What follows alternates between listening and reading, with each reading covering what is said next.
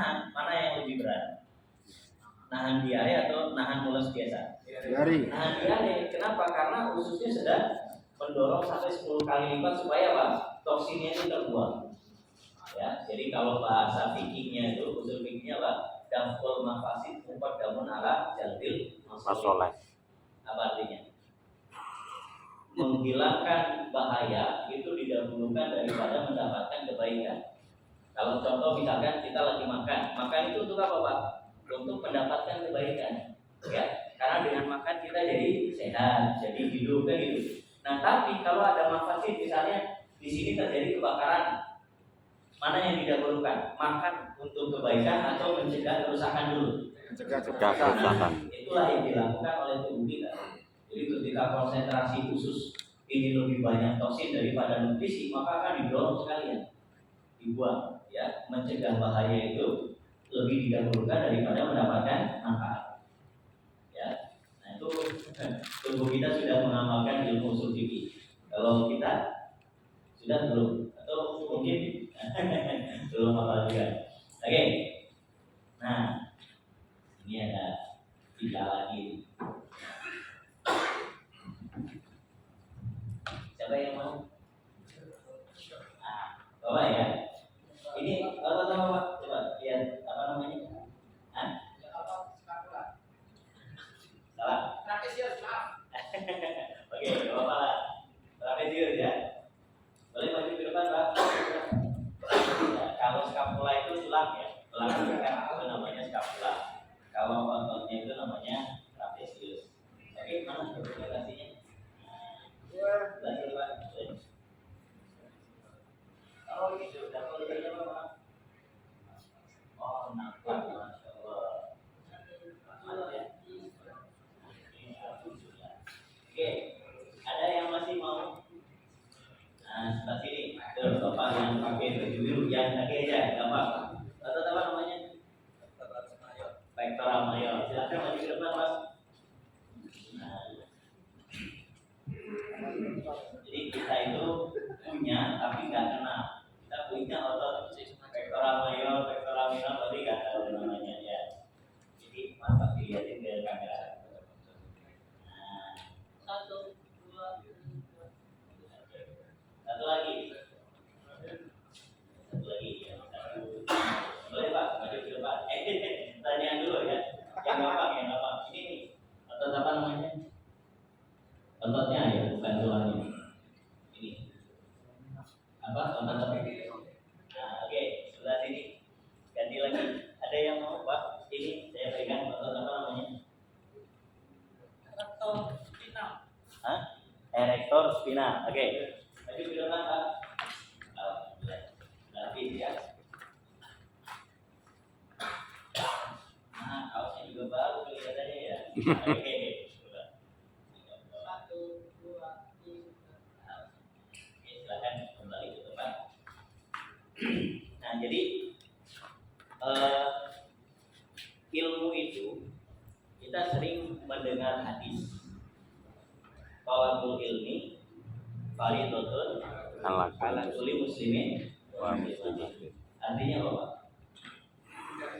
Mencari ilmu wajib bagi Kadang kita terjebak di sini, Pak. Kenapa? Karena kita mengeneralisir, ya, mengeneralisir semua ilmu itu seolah hukumnya wajib.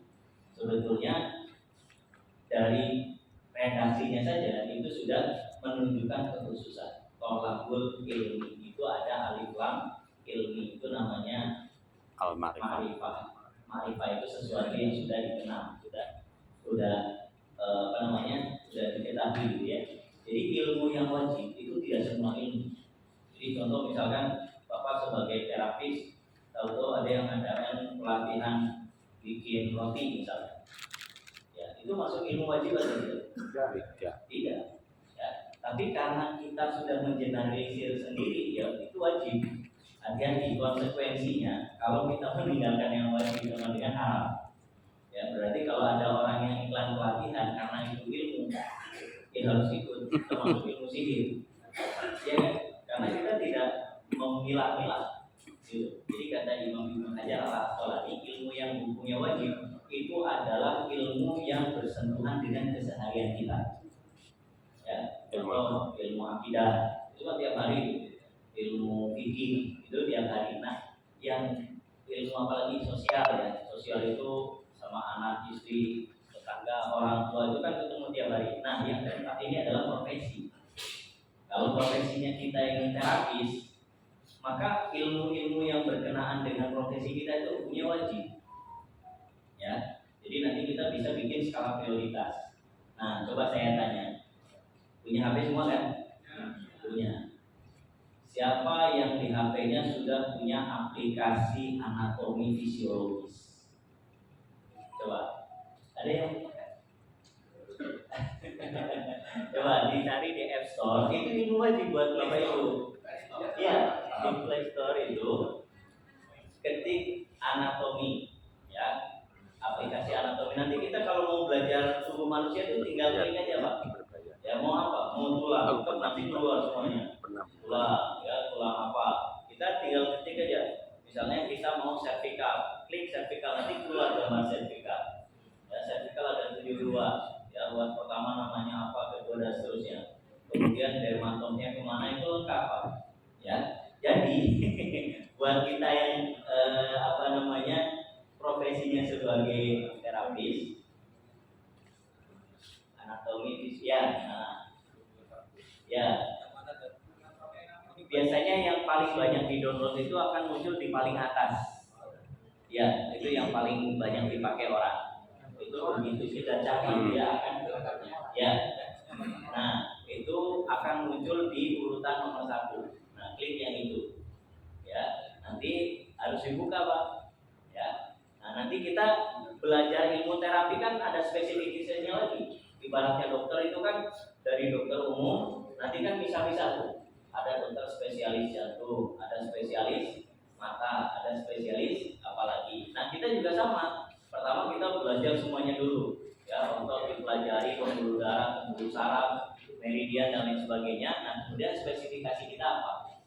Ya, misalkan tulang belakang ya sudah. Ya, kita keahliannya di situ. Nah, disitulah kita ini saling membantu. Ya, jangan sampai ya insya Allah kalau di PPTN mah nggak ada lah ya. Nggak ada yang merasa paling hebat sendiri, ada nggak? Enggak ya. Kalau di kita mah alhamdulillah di grup juga kita saling melengkapi ya. Oh dipijat begini, oh itu Pak ditambah sama herbal ini kan gitu. Ya udah bagus itu hasil pijatnya. Tapi kalau ditambah sama ini gitu ya herbal bla bla bla yang ngerti ilmu herbalogi, nah itu akan lebih optimal lagi. Kemudian ada yang menunjukin Pak kalau di akupunktur atau di bekam titiknya yang ini. Nah kan gitu ya, saling melengkapi. Jadi kesimpulannya gimana? Kesembuhan itu ibaratnya gol. Ibaratnya apa? Gol. Gol sepak bola ya. Ada nggak gol itu dibuat oleh satu orang pemain saja? Bisa. Bisa nggak? Nggak bisa. Walaupun dia striker jago, taruhlah Ronaldo, ya pemain terbaik nomor 1 di dunia. Kalau dia suruh main sendirian, bisa tidak? Nggak bisa. Ya. Nah, gol yang dihasilkan Ronaldo itu adalah hasil kerjasama dari seluruh pemain yang lain juga. Itu tidak. Nah, kesembuhan juga sama. Ya, kesembuhan itu tidak dihasilkan oleh satu terapi saja. Ya, bisa jadi misalkan sudah di PTB Harmoni kok belum optimal, gitu ya. Saya pernah Pak di Batam, itu ada karyawan ya. Di sana tuh banyak orang yang merantau bekerja di sana. Itu sakitnya cancer. Diobati, dia akupunktur, dia apa-apa ini itu gak sembuh-sembuh Pak. Ya ternyata setelah kita anamnesa wawancara, dia itu selama di Batam itu nggak pernah kontak orang tuanya, sehingga orang tuanya ini khawatir, takut gitu ya, takut dia ada apa-apa namanya anak Pak, perempuan lagi. Nah ternyata itu masalahnya sama guru saya itu Pak Sunario. Kamu udah berapa tahun di sini belum pernah nelfon ibu kamu, kasihan ibunya. Dia minta bawa. Ibunya senang banget. Oh ternyata anak saya masih hidup. Ternyata itu masya Allah Pak sembuh. Ya bisa jadi ada faktor yang apa namanya tersembunyi. Ada juga yang di tempat saya. Ini ahli teknologi pasien saya. dia ini orang yang berkelebihan, bukan kecukupan, Pak, tapi berkelebihan. Ya sampai kalau menurut saya sih, ya kalau terapi pakai mobil, mobilnya bagus, motornya juga bagus. Dia itu paling takut kalau dipanggil atasan. Kenapa? Karena atasannya di lantai 2 kantornya. Dia itu kalau naik tangga bisa naik, nggak bisa turun. Jadi turunnya itu harus pegangan, Pak. Nah kalau datang ke tempat saya itu, Assalamualaikum Pak Deddy, langsung masuk ke ruang terapi untuk tidur. Saking sakitnya, nggak kuat. Itu juga sama, di terapi nggak sembuh-sembuh. Ternyata apa? Beliau jangan bersedekah. Padahal berkelebihan, gitu kan. Tapi ya saya nggak nyalahin karena beliau ilmunya agak kurang gitu mungkin ya. Kemudian dia nanya, Pak Deddy, ada nggak di masjid atau yayasan yang bisa saya bantu? Ini Pak, masjid di depan rumah itu silakan dibantu. Kalau gitu saya mau ngasih listriknya tiap bulan, dia saya bayar listriknya. Alhamdulillah itu sampai bulan keberapa itu sudah sembuh, Pak.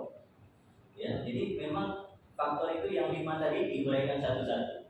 Ya, dari faktor makanan, pikiran, sosial, ibadah sama pola geraknya. Nah, kalau kita ambil bagian di reposisi, ya pola gerak kita walaupun hanya duduk-duduk kayak gini kan, yang tadi coba saya tanya yang kerasa narik-narik coba, yang kerasa tarikannya gitu ya. Nah, sampai kram ya, ada yang kram, terus ada apa lagi Pak? Yang kerasa panas tadi, nah gatal gitu ya, macam-macam. Nah, itu juga satu faktor yang selama ini agak diabaikan. Masih ingat Pak Bu gerakannya? Ada yang ingat, ada yang enggak ya. Jadi gini, sebetulnya kalau saya ditanya berapa persen sih ilmu yang disampaikan itu terserap oleh saya misalnya. Kalau Bapak Ibu ditanya seperti itu jawabannya berapa? Berapa persen? Sebetulnya yang terserap itu adalah 100%. Iya, 100%. Nah nanti akan ada yang muncul, ada yang tersimpan. Ya, nanti yang muncul berapa persen? Misalkan Bapak ingatnya gerakan yang ini, amalkan saja. Ya, ketika Bapak mengamalkan sesuatu yang sudah pernah dikerjakan dengan sesuatu yang lain, ya, sedangkan sesuatu itu Bapak ingat, yang lainnya lupa, maka yang kita ingat asal dikerjakan akan mengingatkan yang lain. Contoh, nih contoh, Bapak Ibu tahun 80 umur berapa? Tahun 80, yang 80-nya SD ada nggak? Ada ya? Tahun 80 SD. Nah, coba kalau dinyanyikan lagu, yang lagu itu kita dengar waktu SD diperdengarkan sekarang, itu akan memunculkan memori-memori yang dulu tahun 80-an nggak? Iya kan? Muncul, padahal yang diperdengarkan cuma lagunya saja. Karena lagu itu pernah kita dengarkan waktu itu. Kalau lagu itu dimunculkan, ya, maka memori-memori yang lain akan ikut muncul. Makanya kadang-kadang kenikmatan itu ada di kenangan. Iya, saya dulu ke sini ke Bandung ini, bukan Bandung ya. Ada kunjungan dari Solo, ada Bu Dokter siapa namanya, Widya, Bu Nafi, kemudian Pak Dokter Nafi Udin, kemudian Pak Heru, Pak Bowo dari sini yang punya Biotera itu mau ke tempatnya dokter namanya itu Ketut Adnyana, orang Bali. Beliau guru besar ilmu farmasi di ITB. Nah itu yang meneliti Biotera itu. Nah Bu Nafi itu kan tahun 87 kuliahnya di ITB. Nah kesana itu tahun 2015 atau 16 gitu ya, udah sekian puluh tahun yang lalu. Yang nyetir saya yang bawa mobil. Tadi saya mau makan apa buat makan soto? Oh iya, saya tahu saya sering di sini. Tapi saya maunya yang itu, nggak mau yang lain. Padahal warung soto itu banyak di sana ya. Tapi kenapa Bu Nafi itu nggak mau warung yang lain? Ternyata ada kenangan. Nah, dia ajak Bu Widya, ya termasuk kita semua. Bu, ini loh, dulu saya waktu kuliah tahun 87 kalau makan di sini. Maunya di situ, Pak. Ya, kenapa? Karena ada memori. Kenangan, padahal sotonya ya sama aja. Itu-itu juga, paling bumbunya itu ya sama magic. Betul ya, Pak? Iya kan? Tapi karena terkenangnya itu, ya rasanya jadi lebih nikmat. Oke, sekarang Sekarang kita praktek ya. Sudah turun.